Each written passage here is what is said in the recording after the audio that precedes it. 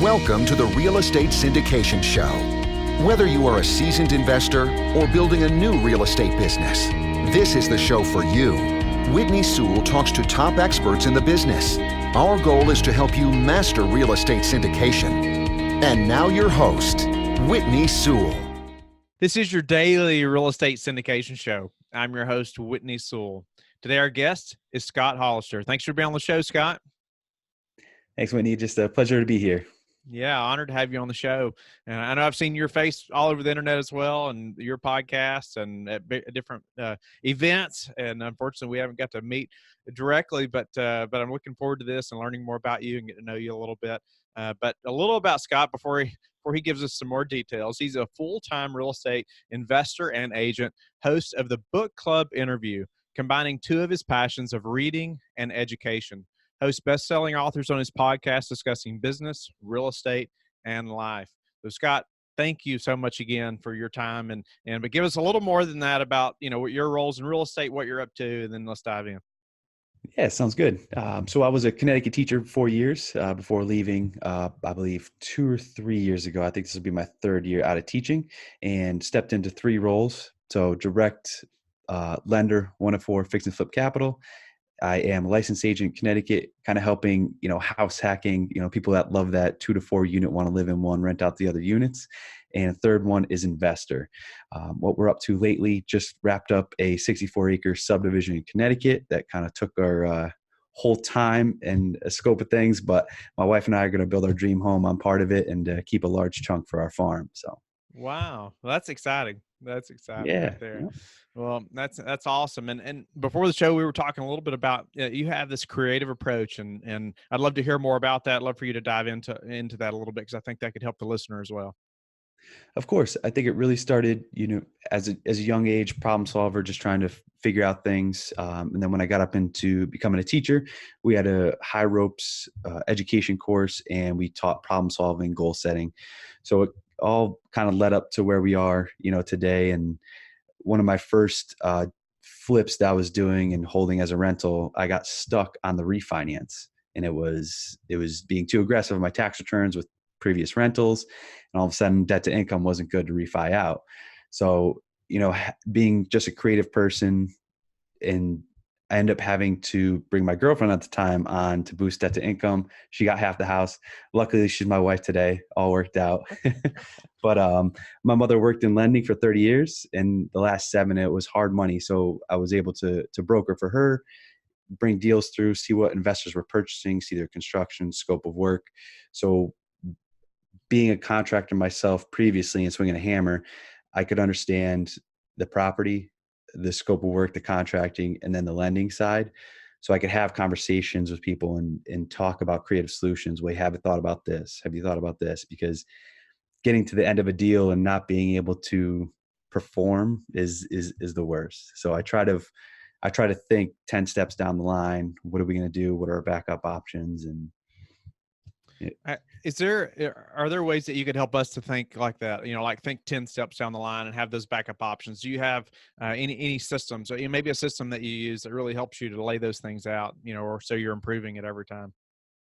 Yeah, I think it's more of sitting down. If you have a team or a partner, whoever you're talking about, step one is obviously, let's just throw ideas out. Let's not judge them. Let's just throw as many as we can on a piece of paper. And then the next step is, okay, let's sit down, really evaluate those. What are our top 3 to 5? And then with that, let's take a step of, okay, which ideas do we want to execute?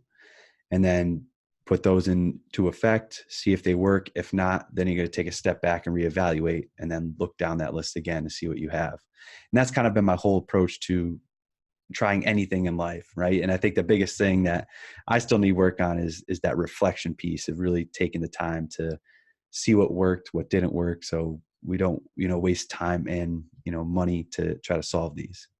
Yeah. So is there a way that you document that? Like you're figuring out what works, what doesn't work. That way you don't repeat, things that don't work. Yeah, I'm a big fan of journaling. Learned that from Jim Rohn, one of my favorite teachers of all time, even though I never got to personally sit in his classroom. I love just the reflection of what worked in the past, and also trying to keep your main goal, because if you're heading down the wrong path of maybe you want passive income, but you're doing some type of other thing that doesn't lead to that goal. It's kind of like a braking system where like, okay, is this lining up to my one major thing? And then do my daily tasks kind of line up with that vision? Okay. So you have that one big thing in mind all the time, but then, and you're breaking it down all the way to just every day, those little tasks. And do you have a process for that? Cause it's so important. I think if you don't know where you're going, or if you don't have that location out there, I mean, what map's going to take you there if you don't know where you're trying to get to, how did you do that? How did you set those goals and build up to that? The biggest thing for me was reading books. I love education. As soon as I stepped out of high school, for some reason, didn't like to read. Then once I got into college, still didn't like it too much. And then all of a sudden, the last couple of years, just been devouring as many as I could. It's helped with the podcast of interviewing some of my favorite authors, like Jay Papasan with The One Thing. That book does a phenomenal job of allowing you to focus and get clarity. And I've kind of looked at some of the best books out there and taking the best from them. Compound Effect was another good one. And basically it's, what's your main goal? And then I like the 12-week year was another phenomenal book about breaking your year up into quarters.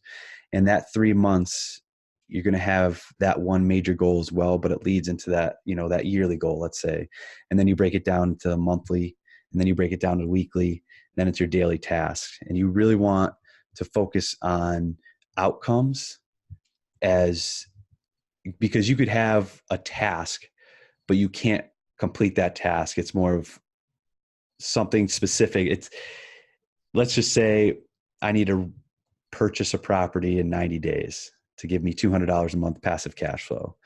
Well, each day I should be looking at writing offers, something very specific. So it could be like, execute 3 offers to a broker, and that's just a task. But the outcome we can't really solve day to day. And I think that was the biggest thing stepping into a full-time real estate investor is it's very hard to find success if you're not purchasing something. In my mind, it was. So just being successful, executing tasks daily, I think will help the long run. So how did you overcome that? Because I could relate to that too. It's like, it's hard to feel like you're being successful or you're experiencing success in the real estate investing business if you're not closing on something. How did that change, or maybe your mindset change around that? I think it's trusting the process, and that's a very vague thing to say. I think we're always going to struggle with it, right? I mean, the deals we do take months and years to complete most of the time. So I think if you really reflect, and that goes back to reflection and just understanding if you're doing the best you can that day and really break it down to say, okay, I really only need to get 3 steps ahead or 1 step ahead. And I know that is part of the process to get there. And I remember talking, Gino about this is at the end of the day, talk about your wins, write down 3 wins and have a journal going. And so you can look back, you're like, okay, I didn't just sit around all week. I executed these 3 things daily. Okay, now I feel a little better. You can take a breath, enjoy the weekends. Nice. And could you tell us about some daily tasks that maybe a few that have been like instrumental to getting you where you wanted to be? I think I used to be a health teacher. So I think the biggest thing is, working on your health, mental, spiritual, emotional, physical. I think if you have that, life just gets so much better. You can start from a strength position. So, getting up early, working on yourself before you go work on, anything else. And that was another Jim Rohn thing is you have to get yourself right, because when you step out in the world, those businesses and everything else will just fall into place. The biggest things that have helped me is having that good morning routine, healthy breakfast, exercising, reading a book. When it's silent out, there's fewer distractions at 5, 6 in the morning. And then once you're going to sit down, evaluate your day, see what's on your task, and just pick 3 things that you've got to just attack. And then try to time block those things or protect them. If you got to put the phone on silent, put it away. Just aggressively go at it as much as you can, because as you know, if we just constantly check email and things like that, the day we become reactive instead of proactive. So it's this endless cycle of trying to catch up and really focus on our goals. Yes. Email can just devour a day if you let it. It's amazing how Yep. that happens, or that and social media, or something like Mhm. that. That's not going to get you very far depending on how you're using it, but so no, that's interesting. It's like morning routine and, that healthy breakfast. I like how you said, starting from a strength position, also like focusing on your health. So you're starting from that strength position. And I mean, cause if you don't feel good, it's just going to be hard to perform at that level for one. And you're just not going to feel, you're not going to feel like pushing yourself. Or, Mm. I could probably say, you're going to feel like giving up easier too if you're starting from an unhealthy position and not feeling good. But throughout over your time now, from like leaving the teaching position, that was probably a time. Was that a time of uncertainty, like leaving that full-time job, moving into real estate? Can you tell us about that? Absolutely. I think the biggest struggle for anybody is, well, how am I going to get that consistent income? Because you've been taught, the paycheck's going to be there every 2 weeks. And the weird thing about being a salaried employee is, for the most part, depending if you work really hard or don't work at all, you're still, odds are you're going to get a paycheck. And that's a tough thing. And that's a tough comfort thing to leave. I got a little kick the pants to kind of get pushed to that next phase. And I'm lucky it was, because I didn't have the kids and I wasn't married just yet. I got engaged just right after I left, probably about 6 months. So I had that responsibility after. But I think pushing yourself into a situation where you have no other way to succeed, it does amazing things, because you won't know until you try something. And then you have to step back and what's the worst that's going to happen? Do you really not have family or friends or someone you can crash on a couch with? Is that you, if you have a mortgage, can you go crash in someone's house and rent out your house? So, like, you have to look at worst case scenarios and kind of talk yourself backward. This is okay. Go ahead and do it. And it's going to be tough. The first 6 months, 12 months, 2 years, whatever it is, it's going to be trial and error, 100%. But I think if you can, that's why I'm such a fan of passive income, diversified across multiple doors, multiple properties. If you can cover that monthly base, again, going back to a strength position, you're going to do so much better when it comes to, being able to work for equity instead of cash flow now, and that's where you really make your strides. Wow. Yeah, it's difficult. We're all taught to, obviously go to school, get the good job, and then just wait 20 to 30 years, right, for that Mhm. special retirement day, so you can go do whatever you want. Well, during that time you miss so much, but I appreciate that. And it's neat that you were able to do that before you were married, because that definitely brings another aspect into that decision making, right? And children and those things. But yeah, congratulations to you for stepping out and making that happen. So, what's been the hardest part of this real estate journey for you, Scott?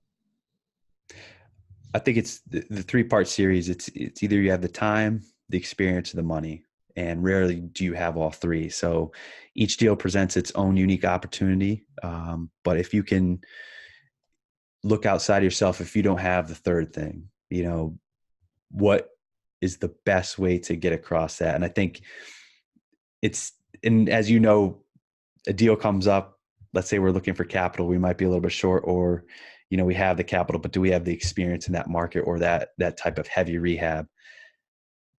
It's the knowledge to know and start working on it now before the deal's under contract, and vice versa. Mm. Yeah, you got to have each of those three things, don't you? And do you have an example of maybe where you didn't have one of those things and how you overcome that? Yeah, our most recent deal, so that one in Connecticut, it was a seller finance transaction, perfect terms, everything. 2 weeks in, sellers decided to back out of the contract. I said, whoa, we'll take it down. Had to go hard with our deposit and had to close in 30 days. So I ended up taking it down with hard money, with a little bit of private debt on it. And that it's about, it costs probably 5 times as much to get the deal done, but at the end of the day, is the deal still worth it? And making those sacrifices during that deal to keep that thing afloat and get it to the finish line. Wow. Yeah. So you were creative. You made it happen. Yep. A lot of phone calls. Yeah. Yeah. Did you, what was instrumental there to making that happen? Was it like previous network? Was it somebody that you knew? Was it, that could help, or, was it which element at the time, experience, money, that was a big part of what you had to have there that maybe you had to reach out for? Yeah, we were a little bit short on the capital stack. So, and then it's right at the end, things always happen the way they're supposed to. I think just having the trust and coming apart as an expert in the industry will get you past the intro of here's who I am and I have to explain it to you. If someone really knows and sees you doing those deals and you're being consistent and you're doing what you say and following through, that's the biggest part. I think that's like step one, bet your whole farm, bet everything you have on yourself first. And once you start proving that, then start to play with other people's capital. Mm-hmm. And it was a very huge trust factor. Ended up being my father's best friend's wife who had the money in some account getting 2%. And I was like, you know what, I'll give you 10% fixed in your money. Just this is what the deal is. Do you trust it? Yep. And then before she said the check over, she's like, listen, I've got 5 grandchildren. This is their gift. And I say, and I love that because if I'm not willing to lose my capital, it's not just someone else. There's a reason typically behind each dollar. And that's what I try to keep in my forethought. Yeah. Yeah. No pressure there. None. Yeah. Scott, what's a way that you have recently improved your business that we could apply to ours? Getting out of the home office. That's been the biggest one. I was working with a business coach, Joe Duncan, before 5 a.m. He has a phenomenal Instagram page. Love it. And he was talking about how there's a separation if you're working in your home office and at the end of the day you have things on your thought and you're just working, there's really no separation to come down and relax. And I think that was the biggest thing I was missing. So being able to step outside, get a physical office, something to go to, tremendously helped. And I think the next step for me is getting an assistant. And I've heard just phenomenal things about that as well. Yeah. Yeah. Yeah. We've done numerous shows about virtual assistants. I can't recommend doing that fast enough for sure. But that's interesting. So you mean having that an office outside of your home. So that way you're like leaving the office. And now when you're, I guess, at home or you're with family, it's family time. And you're not still in the office mentally, I guess, as much. I can relate to that as well. So what about, I'd love to know, since you have, you're reading so many books now, right? And you have the book club interview podcast. I'd love to know your top book for just like personal development. Personal development. I think anything Jim Rohn will start with your basic foundation of, who you are, what makes up your core, your morals, your beliefs, and those things. Because I think if you're a good person, that is just the good base. And I know that's another little vague statement, but if you know how to act and treat others like the golden rule, how you want to be treated, I think that's step one. Step two, coming up with those books for personal development. The quick ones that come off the top of my head are Agile Results. And that's a very phenomenal book in terms of not having a rigid daily plan, because it's going to fail. Life happens, things get jostled around all the time. And I think that is a book that complements the one thing very well, which is more of like a rigid daily planner, but that is a phenomenal book to get you focused. So Compound Effect is another good one. And that's where the big 3 came from. If you can really understand, what those big 3 tasks that lead into your weekly goals, that lead into your monthly goals, that lead into your quarterly goals, yearly goals. And that brings me into the 12-week years, which is that bringing it down into 12-week chunks. If you wrap those 4 up and you get a good daily planner, and all a good daily planner is, you start with your one main goal, your big 3, and then your tasks that you have to complete. And then you wrap it up with some daily reflection or what to improve in. And that's that'll get you to where you need to go. Awesome. It's just implementing those things, and like we read those things, but actually implementing that and seeing some results. I know actually just starting a morning routine a few years ago was instrumental in me getting this ball rolling, and doing larger properties and moving on. But what's the number one thing that's contributed to your success? Education and networking. I think going to events, you can see you as a person leaps and bounds. And then with technology, it makes it phenomenal to be able to connect with those people continuously. So I think if, you're reading the right books, you go into the right events, and then you're learning to execute on those things, that's that last final step that is one of the most difficult. And before we have to go, tell us how you like to give back, Scott.